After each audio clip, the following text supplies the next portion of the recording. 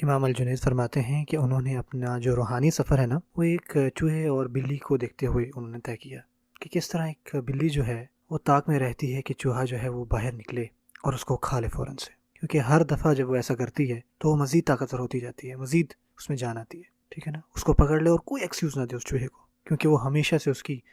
دشمن ہوتی ہے، چاہے جو مرضی ہو جائے اس کا یہ کام ہے اس کو جا کے کھا جائے، ٹھیک ہے، ہمیشہ سے وہ دشمن ہے، کوئی ایکسیپشن نہیں، پکڑو اور کھا جاؤ۔ اور اس کے بعد وہ اچھا محسوس کرتی ہے، اس کو واقعی خوشی ہوتی ہے کہ ٹھیک ہے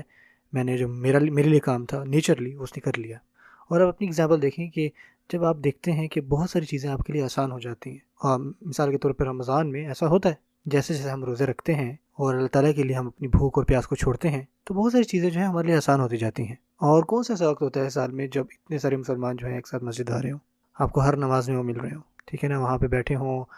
سارے ایک دوسرے سے باتیں کر رہے ہوں، یہ کمٹمنٹ ہے جو آپ کو پورا سال نہیں ملتی۔ تو رمضان جو ہے وہ ہمیں مزید تقویت بخشتا ہے، کیوں؟ کیونکہ ہمارے اندر یہ مجاہدہ ہے۔ یہاں پہ ایک اہم بات ہے دراصل، والذین جاہدوا فینا لنہدینہم سبلنا،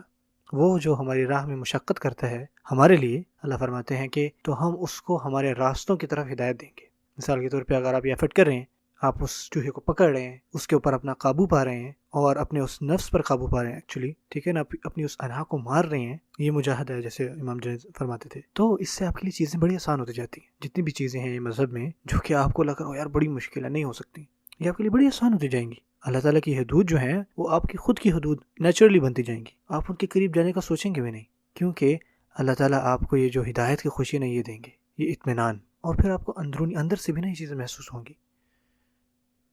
من زین ظاہرہ بالمجاہدہ حسن اللہ سرائرہ بالمشاہدہ، جو بھی اپنی ظاہری نیچر کو بہتر کرنے کی کوشش کرتا ہے نا، اپنی ایگو کو کم کرتا ہے، انا کے اوپر کام کرتا ہے، ٹھیک ہے نا، اپنے آپ پر قابو پاتا ہے، اپنے نفس پر قابو پاتا ہے، تو اللہ تعالیٰ جو ہے اس کی جو اندرونی اور اندر کے مسائل ہیں نا ان کو بھی خوبصورت بنا دیتے ہیں، اور وہ کیسے؟ مشاہدے سے۔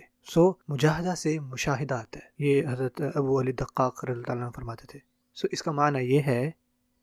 جب آپ اپنی انا پر قابو پاتے ہیں اور آپ کو پتہ لگتا ہے کہ آپ ہیں کون، تو آپ کا مشاہدہ کھلتا ہے، ٹھیک ہے نا، آپ اس پر قابو پا رہے ہیں، اپنے نفس کو توڑ رہے ہیں، اس پر کام کر رہے ہیں، اس کو بہتر بنانے کی کوشش کر رہے ہیں۔ جو پھر آپ کا مشاہدہ ہوتا ہے نا، یہاں پہ اس کا معنی ہے کہ آپ چیزوں کو دیکھتے ہو نا تو آپ ڈیفرنٹلی دیکھنا شروع کرتے ہو، کیا کیا اللہ تعالیٰ نے نشانات اور علامات اور آیات بنائی ہیں، اور اللہ تعالیٰ کا ہر چیز میں حکم ہے، تو آپ کا نا بڑا ڈیپ ویو ہوتا ہے، ہر چیز بڑا گہرا۔ یہاں پہ یہ مشاہدہ کی بات ہے، مشاہدہ بڑا اچھا ہوتا ہے،